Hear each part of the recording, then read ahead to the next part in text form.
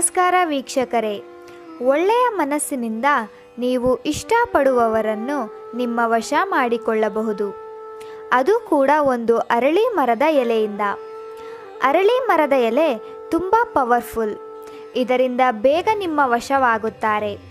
ಸ್ತ್ರೀ ಅಥವಾ ಪುರುಷ ಇಬ್ಬರನ್ನು ಕೂಡ ನಿಮ್ಮ ವಶ ಮಾಡಿಕೊಳ್ಳಬಹುದು. ನನ್ನ ಬಳಿ ತುಂಬ ಜನರು ಈ ವಶೀಕರಣ ತಂತ್ರ ಮಾಡಿಕೊಡಿ ಎಂದು ಬಂದಿದ್ದಾರೆ. ಎಲ್ಲರಿಗೂ ಕೂಡ ಒಳ್ಳೆಯ ರಿಸಲ್ಟ್ ಸಿಕ್ಕಿದೆ. ಸ್ನೇಹಿತರೆ, ಈ ವಿಡಿಯೋವನ್ನು ಪೂರ್ತಿಯಾಗಿ ನೋಡಿ ಇದರ ಉಪಯೋಗ ಪಡೆದುಕೊಳ್ಳಿ. ನಿಮ್ಮಲ್ಲಿ ವಿನಂತಿ ಮಾಡುತ್ತೇನೆ ಸ್ನೇಹಿತರೆ, ದಯವಿಟ್ಟು ಈ ತಂತ್ರವನ್ನು ಕೆಟ್ಟದಕ್ಕೆ ಬಳಸಬೇಡಿ. ಒಳ್ಳೆಯ ಉದ್ದೇಶದಿಂದ ಈ ತಂತ್ರವನ್ನು ಮಾಡಿ ಮತ್ತು ಇದರ ಉಪಯೋಗ ಪಡೆದುಕೊಳ್ಳಿ. ನಿಮಗೆ 100% ರಿಸಲ್ಟ್ ಸಿಗುತ್ತದೆ.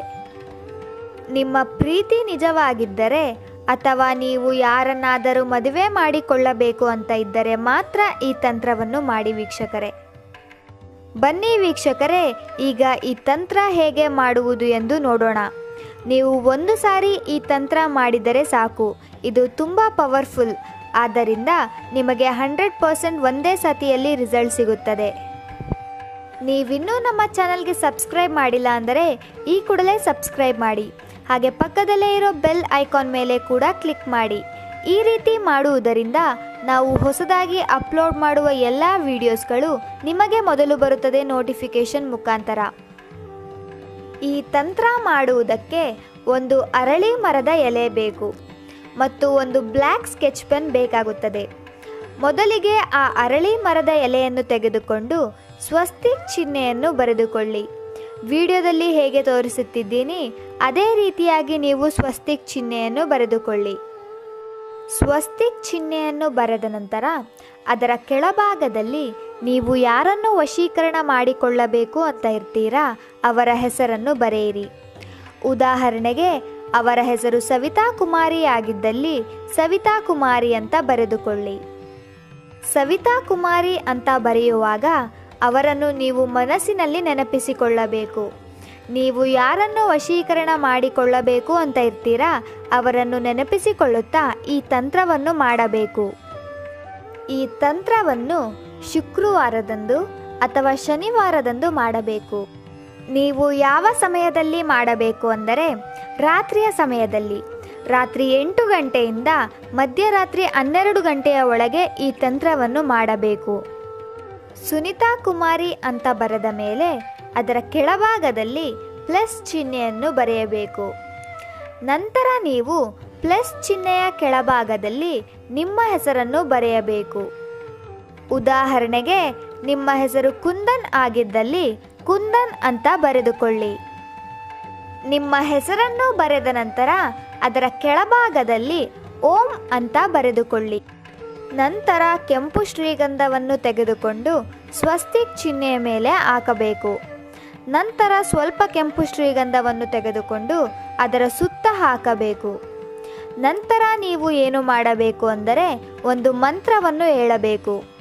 ಆ ಮಂತ್ರ ಯಾವುದು ಅಂದರೆ ಓಂ ರುದ್ರಾಯೇ ನಮಃ ಅಮುಕಿ ಮಂ ವಶಂ ಕುರು ಕುರು ಸ್ವಾಹ.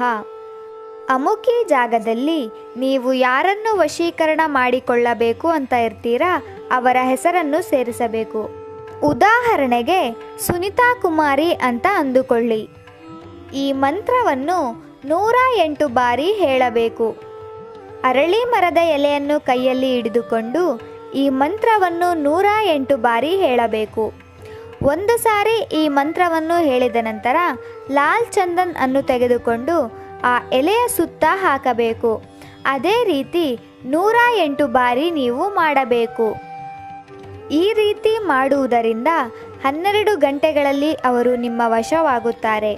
ಆದರೆ ವೀಕ್ಷಕರೇ, ದಯವಿಟ್ಟು ಈ ತಂತ್ರವನ್ನು ಕೆಟ್ಟದಕ್ಕೆ ಬಳಸಬೇಡಿ. ನಂತರ ನೀವು ಏನು ಮಾಡಬೇಕು ಅಂದರೆ ನಿಮ್ಮ ಮನೆಯ ಅಕ್ಕಪಕ್ಕದಲ್ಲಿ ಇರುವ ಸ್ವಲ್ಪ ಮಣ್ಣನ್ನು ತೆಗೆದುಕೊಳ್ಳಬೇಕು.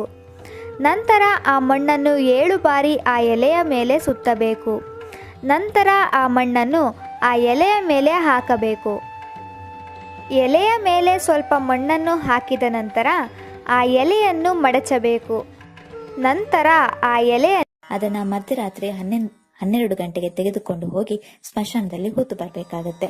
ಅಥವಾ ನೀವು ಯಾರನ್ನ ವಶೀಕರಣಕ್ಕೆ ಮಾಡ್ಕೊಳ್ಬೇಕು ಅಂದ್ಕೊಂಡಿದ್ದೀರಾ ಅವರ ಮನೆಯ ಅಂಗಳದಲ್ಲಿ ಇದನ್ನು ಹೂತು ಬರಬೇಕಾಗತ್ತೆ. ಈ ರೀತಿ ಮಾಡುವುದರಿಂದ ನೀವು ಇಷ್ಟಪಟ್ಟವರು ಖಂಡಿತ ನಿಮ್ಮ ಬಳಿ ಬರುತ್ತಾರೆ. ಆದರೆ ಸ್ನೇಹಿತರೆ, ದಯವಿಟ್ಟು ಈ ತಂತ್ರವನ್ನು ಕೆಟ್ಟದಕ್ಕೆ ಮಾತ್ರ ಬಳಸಬೇಡಿ. ಸ್ನೇಹಿತರೆ, ಇದು ತುಂಬ ಪವರ್ಫುಲ್ ವಶೀಕರಣ ತಂತ್ರ. ನೀವು ಈ ತಂತ್ರವನ್ನು ಮಾಡಿ ಇದರ ಉಪಯೋಗ ಪಡೆದುಕೊಳ್ಳಿ. ಈ ವಿಡಿಯೋ ನಿಮಗೆ ಇಷ್ಟ ಆದರೆ ಲೈಕ್ ಮಾಡಿ, ಶೇರ್ ಮಾಡಿ ಹಾಗೂ ಕಮೆಂಟ್ ಮಾಡಿ. ನೀವಿನ್ನೂ ನಮ್ಮ ಚಾನಲ್ಗೆ ಸಬ್ಸ್ಕ್ರೈಬ್ ಆಗಿಲ್ಲ ಅಂದರೆ ಈ ಕೂಡಲೇ ಸಬ್ಸ್ಕ್ರೈಬ್ ಆಗಿ. ವಿಡಿಯೋ ನೋಡಿದ್ದಕ್ಕೆ ಧನ್ಯವಾದಗಳು.